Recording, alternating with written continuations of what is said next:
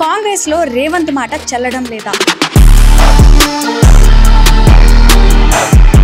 పెద్దలు జానారెడ్డి దగ్గరికి వెళ్ళి ఆయన చెప్పిన అంతర్గత రహస్యం ఏంటి?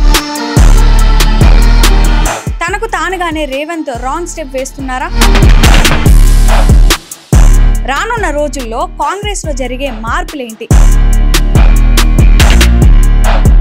నమస్తే, వెల్కమ్ టు తెలంగాణ వ్యూ. నేను తేజ మేచర్ల. రేవంత్ రెడ్డి జానారెడ్డిని కలిశారు. అందులో కొత్తేముంది? మావోయిస్టులు తరపున శాంతి చర్చల విషయంలో సమావేశం అయ్యారు. ఇది అందరికీ తెలిసిన ఓపెన్ సీక్రెట్. కానీ అదే సమయంలో పెద్దలు జానారెడ్డి వద్ద రేవంత్ బాధను చెప్పుకున్నారట.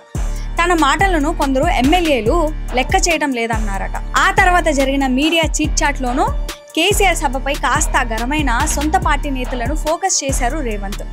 తాను రైట్ అంటే ఎమ్మెల్యేలు రాంగ్ అంటున్నారని, తాను రాంగ్ అంటే వారంతా రైట్ అంటున్నారని స్ట్రైట్ అయ్యారు. ఇదే సమయంలో తాను ఒక్కసారి కమెంట్ అయితే నా మాట నేనే విననన్నారు. గతంలో అద్దంకి దయాకర్కు ఎమ్మెల్సీ ఇస్తానని చెప్పానని, అలాగే ఆయనకు ఇప్పించానని గుర్తు చేశారు. తమ ప్రభుత్వం చేసిన పనులు చెప్పుకోవడంలో కొంత వెనకబడ్డామని, స్పీడప్ చేయాల్సిన అవసరం ఉందని ఇక్కడ ఇండైరెక్ట్ గా పార్టీ కేడర్ కు క్లాస్ తీసుకున్నారు. అధికార యంత్రాంగాన్ని స్ట్రీమ్ లైన్ చేశామన్నారు. ఆప్షన్ లేకనే కొంతమంది అధికారులను కొనసాగిస్తామని తెలిపారు.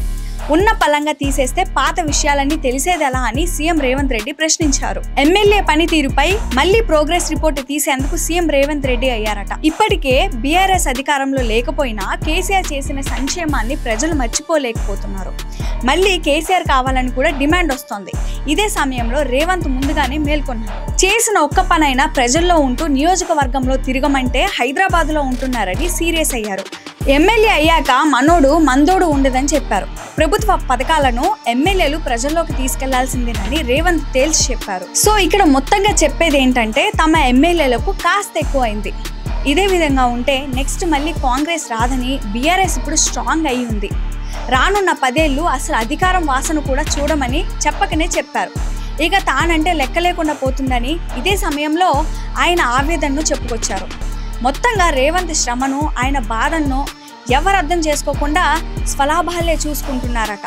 ఫైనల్గా ఈ విషయం ఏంటంటే కాంగ్రెస్ అంటే ఫస్ట్ మనం, తర్వాతే మంది అన్న విషయాన్ని రేవంత్ ఆలస్యంగా పసిగట్టారు. ఇవి ఇప్పటివరకు అప్డేట్స్. మరిన్ని అప్డేట్స్ కోసం చూస్తూనే ఉండండి తెలంగాణ వ్యూ.